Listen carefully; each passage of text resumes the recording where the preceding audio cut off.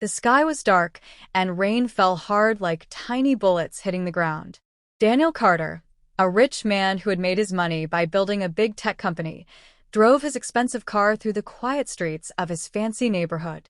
He was a single dad, taking care of his 9-year-old daughter, Emily, all by himself. Emily had been sad for a long time, ever since her mom passed away 2 years ago. Daniel worried about her every day. As he turned a corner, his car's headlights lit up a lonely bus stop. There, standing under the pouring rain, was a young black woman wearing a soldier's uniform. She was soaked, her clothes sticking to her skin, and she held a big green duffel bag tightly, like it was the only thing she had in the world. Even though she looked strong, Daniel could see the tiredness in her eyes. She looked like she had been through a lot. Something inside Daniel told him to stop. He didn't know why, but he felt like he had to help her. He pulled his car over and rolled down the window. Rain splashed inside, but he didn't care.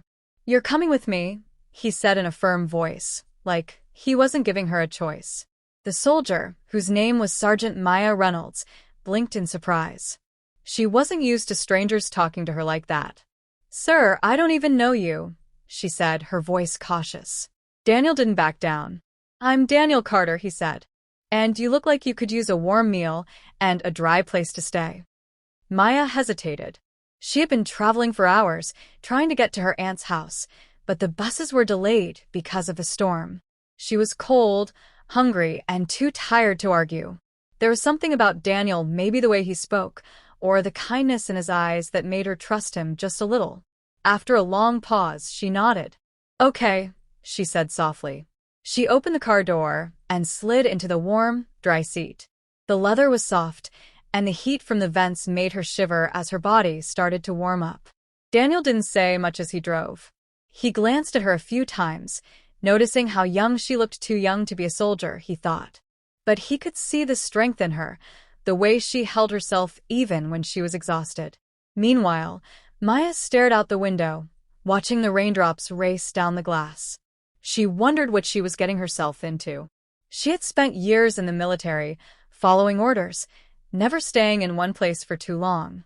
Now, here she was, in a stranger's car, heading to who knows where. But for some reason, she didn't feel afraid.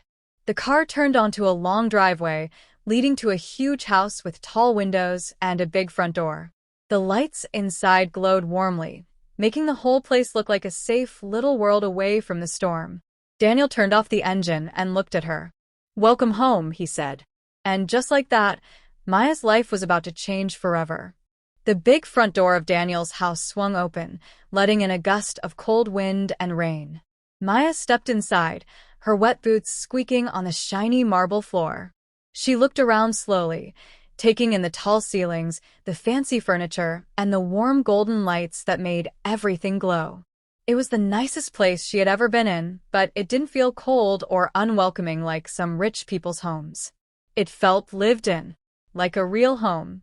From upstairs, a small face peeked around the corner of the staircase. Emily, Daniel's 9-year-old daughter, had heard the door open and had come to see who was there. For months, Emily had been quiet and sad, barely talking to anyone after her mom died. But when she saw Maya standing there in her army uniform, something changed. Her eyes grew wide with curiosity, and for the first time in a long time, she didn't hide. Daniel smiled when he noticed Emily watching them. "Emily, come meet our guest," he called gently. Emily hesitated for just a second before coming down the stairs, her socks making little shuffling sounds on the steps.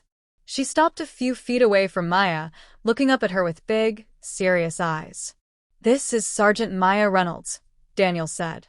"She's a soldier, and she's going to stay with us for a little while." Maya crouched down so she was at Emily's eye level, something she had learned when working with kids during her military service. "Hey there," she said softly. "You must be Emily." Emily nodded, still studying Maya's face. Then, in a quiet voice, she asked, "Did you really fight in the army?" Maya smiled. "I did. But mostly I helped people. That's what soldiers do." Something about Maya's answer made Emily relax. Without another word, she reached out and took Maya's hand, pulling her toward the kitchen. "Daddy's making spaghetti," she announced. You can sit next to me. Daniel watched, stunned. Emily hadn't willingly touched a stranger in years. And she certainly hadn't offered to share her seat at the table. But Maya just let herself be led away, like it was the most natural thing in the world. Dinner was different. Normally, meals in the Carter house were quiet, with Emily pushing food around her plate and Daniel trying to think of things to say. But tonight, with Maya there, everything felt lighter. Emily kept asking questions about the army, and Maya answered them all patiently, even the silly ones like whether soldiers got to eat ice cream on base. They did sometimes. Between bites of spaghetti, Maya told them about herself. She was on leave from the military, trying to visit her aunt in another city, but the storm had delayed her bus. I don't have much family left, she admitted, swirling her fork in her noodles. My parents died when I was in high school.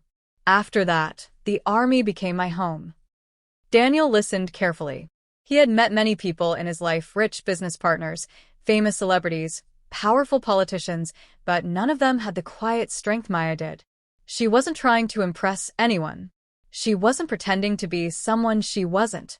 She was just real. And in Daniel's world, that was rare. As Emily yawned and Daniel sent her up to get ready for bed, he found himself studying Maya again. The way she automatically stood to help clear the table without being asked. The careful way she folded her napkin. The little scar above her eyebrow that hinted at stories she hadn't told them yet.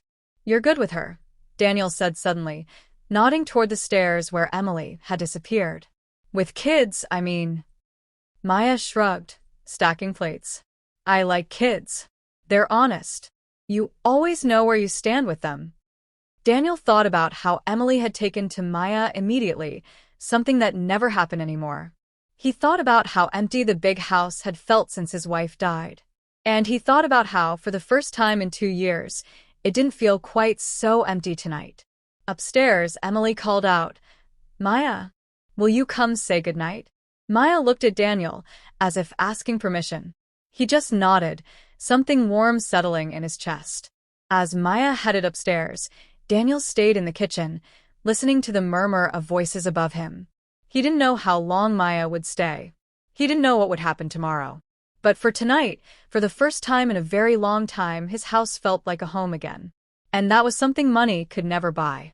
The days slipped by in a warm, unexpected rhythm. What was meant to be a brief stay stretched into weeks, and Maya found herself fitting into the Carter household as if she had always been there. Her mornings began early, a habit from her army days before anyone else stirred. She made breakfast, filling the kitchen with the scent of pancakes or scrambled eggs. Daniel was always the first to come downstairs, surprised yet grateful to find food waiting. Emily followed, sleepy-eyed but smiling whenever she saw Maya at the stove. Homework and school projects no longer brought Emily to tears. When tasked with building a solar system model, Maya guided her with steady patience. In the army, we say slow is smooth and smooth is fast, Maya told her. Emily didn't fully understand, but she loved how Maya never got frustrated, even when glue stuck to everything or planets dangled unevenly. Daniel watched quietly, feeling something shift inside him. For 2 years since his wife's death, he had locked away his emotions, burying himself in work and parenting. But Maya had a way of drawing him out. One evening, as they cleaned up after dinner, he found himself speaking about his wife, how they met in college, her laughter, how much Emily resembled her. It was the first time he could remember her without his chest tightening in grief. Maya listened, then shared her own stories. My dad used to say love isn't about perfect people, she said, drying a plate. It's about seeing the perfect in imperfect ones. The words lingered in Daniel's mind long after. Around the house,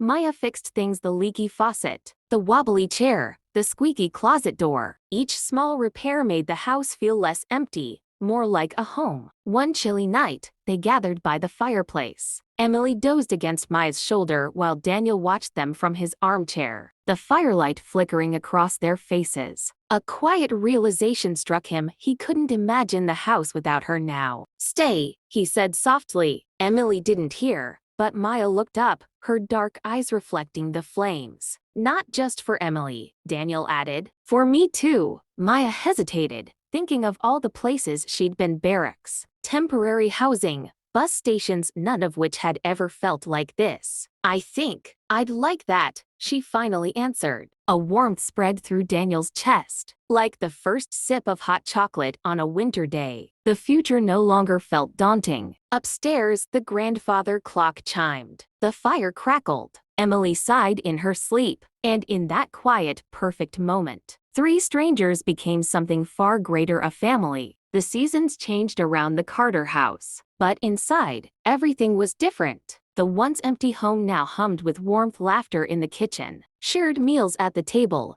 the quiet comfort of people who truly belonged together. Maya officially moved into the guest room, though it quickly became her room. Daniel painted the walls her favorite shade, soft green, like spring leaves, while Emily crafted a welcome home sign for the door. Slowly, Maya's presence wove into the fabric of their lives, her army jacket hanging beside Daniel's coats, her coffee mug in the cabinet, her boots lined up neatly by the back door. At first, Maya didn't know how to be part of a family. The army had taught her discipline, independence, but not this: how to relax, how to laugh at silly things, how to simply be without striving for perfection. Emily, with her wholehearted love, showed her the way. The little girl didn't hesitate. She adored Maya openly, calling her "my soldier" since Sergeant Maya was too tricky at first. Daniel watched his daughter bloom. The quiet, grieving child who had withdrawn into herself now chattered about school, brought friends home, and grinned more than she cried. When Emily curled into Maya's side during movie nights or reached for her hand without thinking, Daniel's chest ached with a happiness he'd thought lost forever. There were hard days, of course. Nights when Emily sobbed for her mother. Days when Daniel buried himself in work, forgetting school pickups or dinner plans. Mornings when Maya woke gasping from battlefield dreams. But now, they faced the storms together, Daniel rubbing Emily's back as she cried, Maya brewing tea after a nightmare, Emily leaving doodled "I love you" notes where they'd find them. One rainy afternoon a year, after that fateful bus stop, they gathered in the living room. Emily read aloud from a spacebook, her legs swinging over the couch. Maya sorted paperwork beside Daniel, who glanced around and realized, this is family. Not blood, not obligation, but the people who show up, who stay, who love you even when it's messy. For Maya, the lesson was even simpler. She'd faced danger, followed orders, carried the weight of command, but the bravest thing she'd ever done was say yes that stormy night. Letting herself be loved required more courage than any battlefield. A lonely millionaire, a grieving girl, and a soldier without a home had found each other when they needed it most. And in choosing one another, they discovered something rare: a family built not by chance, but by choice. And that kind of family, it's unbreakable.